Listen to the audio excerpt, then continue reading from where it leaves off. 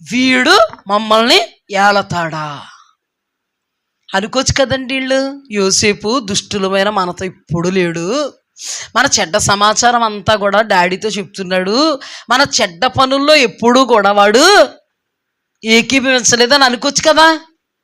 కానీ అనుకోరు వీళ్ళు, వాళ్ళని వాళ్ళు చూసుకోరు. ఇప్పుడు ఈ చెడ్డోళ్ళు వాళ్ళలో ఉన్న చెడుతనాన్ని చూడరు, కానీ ఎదుటోళ్ళలో ఉన్న మంచితనాన్ని చెడ్డగా అర్థం చేసుకుంటారు ఈ చెడ్డోళ్ళు.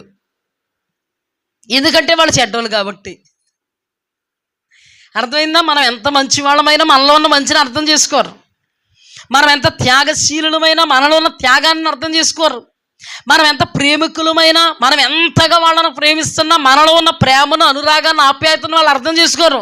మరి ఏం అర్థం చేసుకుంటారంటే మనలో ఉన్న మంచిని చెడ్డగా అనుకుని వాళ్ళు మనలో చెడుగానే అర్థం చేసుకుంటారు. నేను అందుకంటా, నువ్వు దైవ సంబంధివా, దుష్ట సంబంధులు నీకు తగులుతానే ఉంటారు.